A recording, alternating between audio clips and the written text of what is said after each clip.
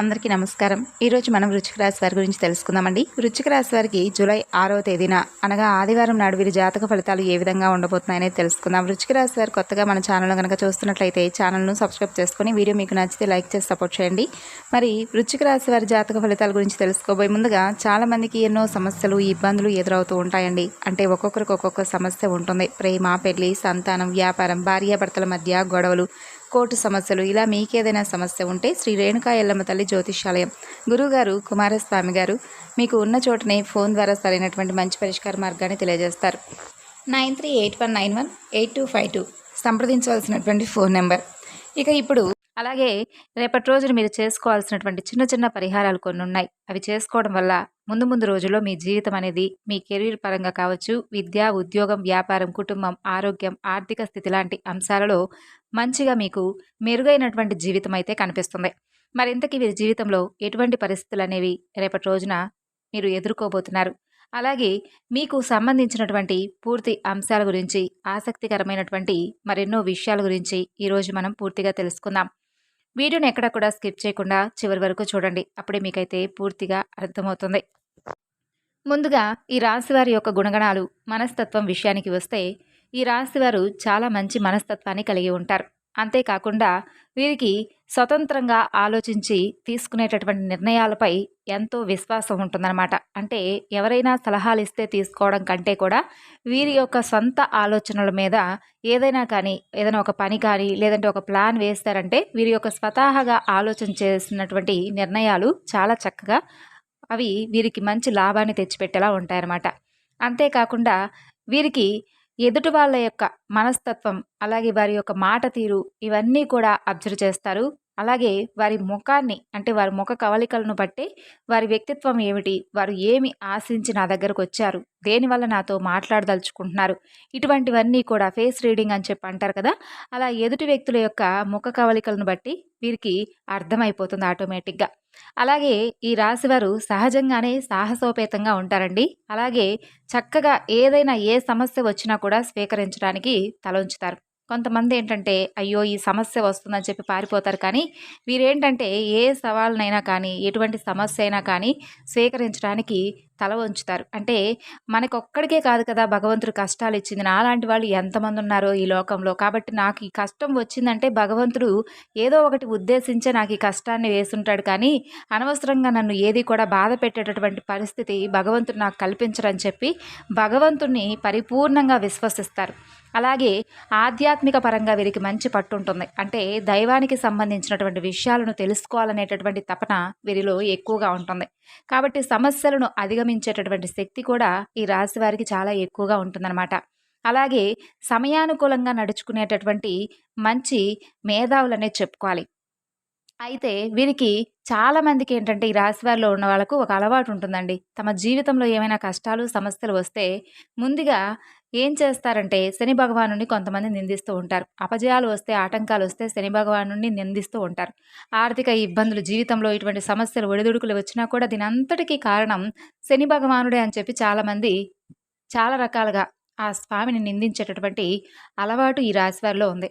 కాబట్టి మీరు మాత్రం ఎట్టి పరిస్థితిలో కూడా శని భగవానుడిని నిందించకండి. ఎందుకంటే మీకు శని భగవానుడి యొక్క అనుగ్రహం అనేది పుష్కలంగా ఉంది. కాబట్టి మీరు చేసేటటువంటి కర్మను బట్టే, మీరు చేసేటటువంటి పనులను బట్టే ఆయన ఫలితాలు ఇస్తాడు. కాబట్టి మంచి చేస్తే మంచి ఫలితాలు ఇస్తాడండి, చెడు చేస్తే చెడు ఫలితాలు వస్తాయి. కాబట్టి శని భగవానుడు న్యాయానికి ప్రతీక, సూర్య భగవానుడి యొక్క పుత్రుడు. కాబట్టి ఆయన్ను ఎట్టి పరిస్థితిలో కూడా మీరు నిందించేటటువంటి పరిస్థితులను కొని తెచ్చుకోకండి. అంతేకాకుండా మీ జీవితంలో అంటే దేని గురించి అయితే మీరు ఎక్కువగా ఆలోచిస్తూ ఉంటున్నారో, అంటే మాకు ఈ పని జరగడం లేదు, లేదంటే మేము అనుకున్నటువంటి అంచనా తారుమారయ్యింది అని చెప్పి నిరాశకు గురవుతూ ఉన్నటువంటి సందర్భాలు ఉంటాయి కదా, అటువంటివి ఏంటంటే కొంచెం మీరు చూసుకోండి. ఈ రోజుల్లో మీకు ఒక రూపాయి వస్తుందన్నా కానీ, లేదంటే మీకు ఏదైనా ఎవరికీ తెలియనటువంటి ఇన్ఫర్మేషన్ మీకు మాత్రమే తెలిస్తే కొంతమంది వ్యక్తులు ఏం చేస్తారంటే పని కట్టుకొని మరి అంతకుముందు మీతో అవసరం లేకపోయినా కూడా మీతో ఏదో ఒక అవసరాన్ని కుదుర్చుకొని మరి మీతో మాట్లాడాలని చెప్పి తహతలాడుతూ ఉంటారు. పదే పదే మీతో ఏదో ఒక విధంగా మాట కలిపేటటువంటి ప్రయత్నం చేస్తారు. ఆ విధంగానే కొంతమంది వ్యక్తులు అంటే మీకు తెలిసినటువంటి వ్యక్తులే కావచ్చు, బంధువుల్లో, స్నేహితుల్లో లేదంటే మీ ఇరుగు పొరుగు వారు కావచ్చు. ఇలాంటి వ్యక్తులు ఏంటంటే పని కట్టుకొని మరి మీ దగ్గరకొచ్చి ఏదో ఒక ఇన్ఫర్మేషన్ మీ ద్వారా తెలుసుకోవాలని చెప్పి అనుకుంటారండి.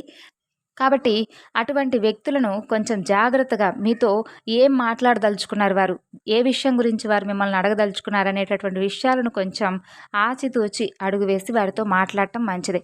అలాగే రేపటి రోజున మీకు కొంచెం ధైర్యం కూడా సన్నగిల్లేటటువంటి అవకాశాలున్నాయి కొన్ని విషయాల పట్ల. కాబట్టి అలాంటప్పుడు దైవనామస్మరణ చేసుకోండి. రేపు ఎంతో విశేషమైనటువంటి రోజు, తొలి ఏకాదశి, తొలి పర్వదినం. కాబట్టి రేపటి రోజున మీరు ఉదయాన్నే నిద్రలేచి చక్కగా స్నానమాచరించి ఇంట్లో దీపం పెట్టుకోండి. శ్రీమన్నారాయణుల వారికి మీకు ఎంత వీలైతే అంత చక్కగా పూజ చేసుకోవడం, విష్ణు సాయుధ్యం కోసం మీరు రేపటి రోజున విష్ణునామాన్ని జపించడం, విష్ణు కథలను వినడం, ఇటువంటివి చేయడం వల్ల ముందు ముందు రోజుల్లో మీకు అనుకూలమైనటువంటి రోజులు తప్పక వస్తాయి. అలాగే కుటుంబంలో ఉన్నటువంటి ఇబ్బందులు కూడా పూర్తిగా తొలగిపోతాయి. మీ కష్టానికి తగినటువంటి ప్రతిఫలం అనేది మీకు లభిస్తుంది. అలాగే చూసుకున్నట్లయితే మీ జీవితం అనేది కూడా పూర్తిగా మారిపోతుందండి. ఇక ఇప్పటి వరకు పడినటువంటి కష్టాలు, బాధలు, అలాగే సమస్యలన్నీ కూడా తొలగిపోతాయి. సమాజంలో గౌరవం పెరుగుతుంది. గతంలో పెట్టినటువంటి ఏదైనా పెట్టుబడుల నుండి కూడా మీకు మంచి లాభాలైతే కనిపిస్తాయి. అలాగే మీ కుటుంబంలో మీకు అంటే మీ వల్ల అందరూ కూడా సంతోషంగా ఉండేటటువంటి మార్పు వస్తుంది. అలాగే ఒక దేవత వల్ల మీకు మంచి అనుగ్రహం అనేది మీకు కలగబోతుందనే చెప్పుకోవచ్చు. అయితే ఆ దేవత ఎవరనేది కూడా తెలుసుకుందాం. తెలిస్తే మీరు ఆశ్చర్యపోతారు. మనం ప్రతిసారి చెప్పుకుందే అంటే ఆ దేవత ఎవరంటే ఇంటి దైవం. కాబట్టి మీరు ఎన్ని పనులైనా చేసుకోండి, ఒక్కసారి మీ జీవితంలో మార్పు కానీ లేదంటే మీ సమస్యల్లో మార్పు కానీ రావడం ఎప్పటి నుంచి చూస్తారంటే మీ ఇంటి దైవాన్ని చక్కగా మీరైతే పఠించుకుంటూ నామస్మరణ చేసుకుంటూ లేదంటే వీలైతే దీపధూప నైవేద్యాలతో చక్కగా పూజ చేసుకుంటూ ఉండడం వల్ల మీకు వచ్చేటటువంటి మార్పులు అన్నీ ఇన్ని కాదండి. అలాగే రేపటి రోజున మీకు కొంచెం అనుకూలంగాను, కొంచెం తక్కువగా ప్రతికూలతలు కనిపిస్తున్నాయి. విద్యారంగానికి సంబంధించిన వారికి కూడా రేపటి రోజున అద్భుతంగా ఉంటుంది. అలాగే వైద్యపరంగా, వ్యాపారపరంగా కూడా మంచి లాభాలు కనిపిస్తున్నాయి. అలాగే సాంకేతిక రంగాల వారికి కూడా, కళాత్మక రంగాల వారికి కూడా రేపటి రోజున మంచి పొజిషన్, మంచి రిజల్ట్స్ అయితే చాలా చక్కగా కనిపిస్తున్నాయి. రియల్ ఎస్టేట్ పరంగా కూడా చాలా అద్భుతంగా ఉంటుంది. మీరు అనుకున్నటువంటి పనులన్నీ కూడా మీ పనిలో మీరు డిపెండ్ అయి ఉంటారు. అలాగే మీ పనులు మీరు చక్కగా విజయవంతంగా సాగిస్తారు. రేపటి రోజున మీ పనిని సక్సెస్ఫుల్గా చేయడం వల్ల మీకు కొంచెం ఆనందం కూడా ఎక్కువగా ఉంటుంది. అలాగే పెండింగ్లో ఉన్నటువంటి పనులు కూడా సకాలంలో పూర్తి చేస్తారని చెప్పుకోవచ్చు. కుటుంబ పరంగా ఉన్నటువంటి ఆర్థికపరమైనటువంటి సమస్యలు కూడా ఒక కొలిక్కి వస్తాయి. కుటుంబ పరంగా ఎదుర్కొంటున్నటువంటి ప్రతి సమస్య కూడా రేపటి రోజున మీకు ఒక మంచి లాభాన్ని అయితే తీసుకురావడం జరుగుతుంది.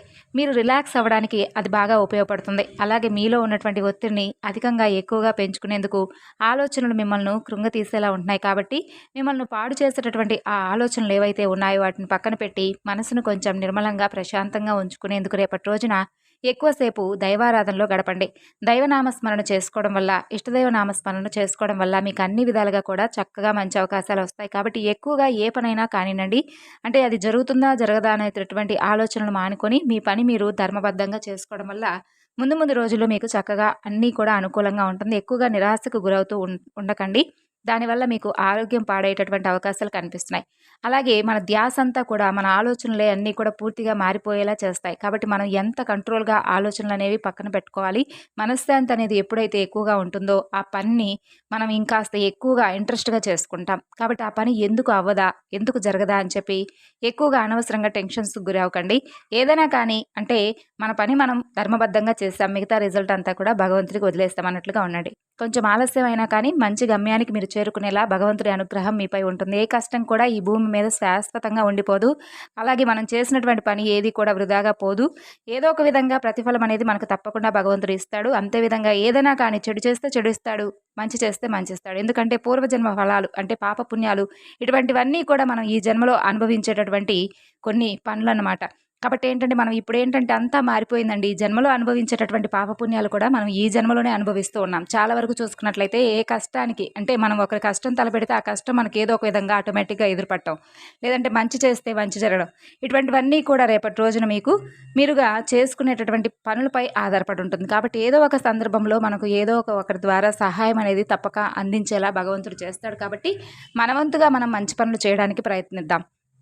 అలాగే ఒక మంచి సహాయం అనేది రేపటి రోజున మీరు పొందబోతున్నారు. అలాగే ఒక మంచి కొత్త నూతనమైనటువంటి బంధాన్ని కూడా మీ జీవితంలోకి ఆస్వాదించబోతున్నారు.